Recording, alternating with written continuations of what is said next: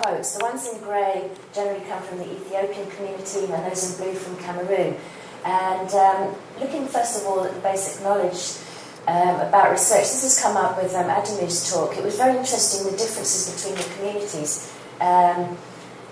The research would help relieve from suffering. And in Ethiopia, there was very much a therapeutic misconception of people's understanding that research was interchangeable with treatment and diagnosis, rather than research as described by community members in Cameroon, where they understood better what research was about. And this might well be a reflection of the fact that in Cameroon, the society had been involved with research for much longer. Not necessarily health research, but actually agricultural research that Dermot was mentioning. They were involved in research around agriculture, so they were much more savvy with research terms and understanding of consent. And the other thing that came up in this part of the work was that although both communities had low literacy rates, in Ethiopia they weren't used to giving consent and being involved in research. They weren't so keen on the kind of the information sheets or having information read out to them and then signing consent. They were more interested in exploring oral ways of consent using other material such as videos. Whereas in Cameroon, although people might not be able to read the form, they were happier for somebody to read it out to them, and they would keep it for future reference and then also sign. And again, they were more used to signing documentation in other areas of their life, for example around microcredit loans and things like that. So they had a different experience of research in the two communities. So that was a second difference, as well as after the NGO difference. Some of the factors that facilitated or hindered people taking part. People were very keen to consult and understand the views of their families, their neighbours and their communities before making any decision about consent.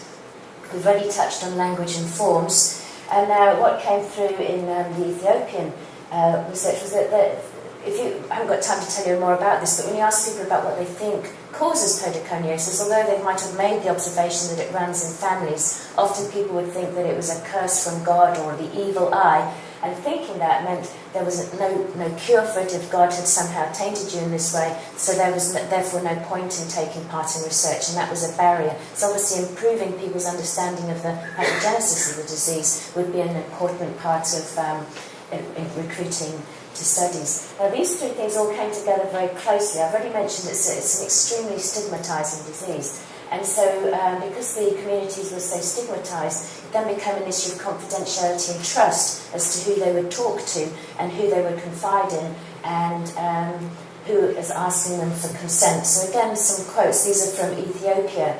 How isolated people were ostracised, not able to attend community ceremonies, weddings and so on, church ceremonies. How people would see people from the leg to head. As I saw in the beginning of those slides, it is a very disfiguring illness, and it's better to die than catch this disease because it's kept at home. People would be hiding away in houses and not going out and having no social contact.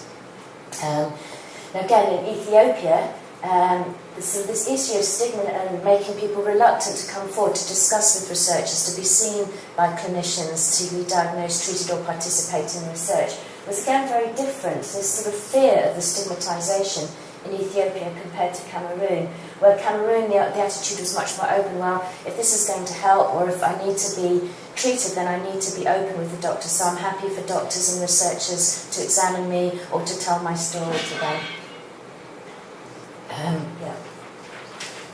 And then finally, looking at the preferred styles of approaches, there were again some differences between the communities, but as often the way, there'll be community leaders. So in Cameroon it's the Fon, who's like the chief of the area, that people, if the permission comes from the Fon, then that is sufficient for people to feel that they should contribute.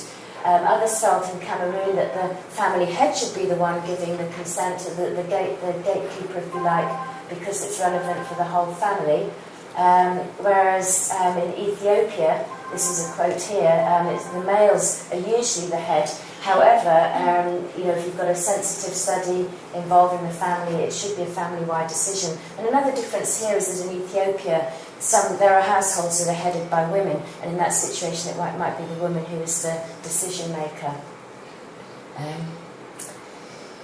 Now it's interesting as well, although there was a sort of a fairly rigid in some people's views system, you should go to the community leaders and then to the families, there was some dissent within the community. So it's quite interesting from a female perspective. It's the father. They say, yes, it's the father who should give the decision, but the father might be wrong. So it's your job to kind of persuade them, convince them that they're wrong, change their way of thinking so that they can change the decision. So it's still coming from the male, but there's some behind-the-scenes action, if you like, to get to the right decision.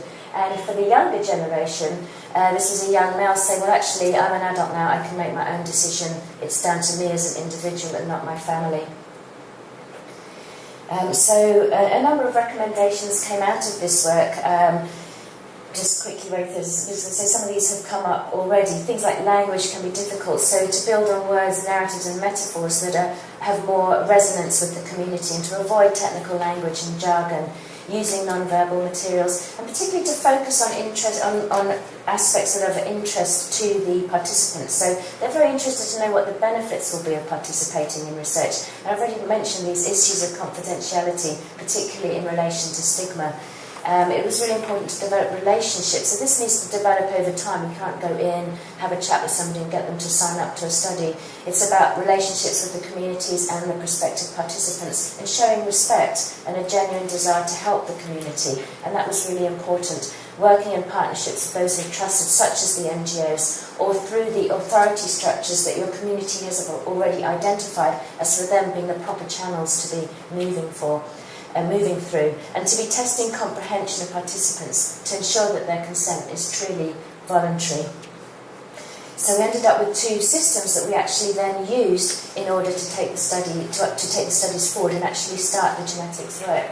And they were pretty similar in terms of starting off with the sort of the head of the Keblis, again that's an administrative region in Ethiopia, so sort of in a way similar to the FON. Often the health centre in Cameroon, there would be the one that would trigger the whole system feeding into the FON, and then going down through the sections of society to the heads of households. And it's very important to have these group discussions, sensitisation at the community level, in which the NGOs were very helpful, and then moving down. So at the end, it was the individual who gave consent to participate in the study, but only once others had been participating in the wider discussion.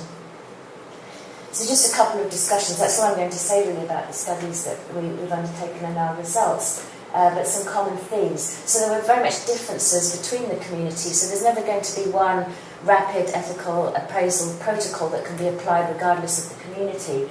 And the results definitely seem to be influenced by people's previous experience of research and by local support groups, and highlighted a need to undertake rapid ethics assessments or appraisals in research-naive communities, or when undertaking complex studies such as the genetic study or the clinical trial. And we've already touched on the fact that there's a treatment trial of podiconiosis ongoing in Ethiopia at the moment.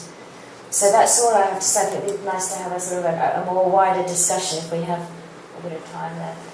Thanks. Thank you.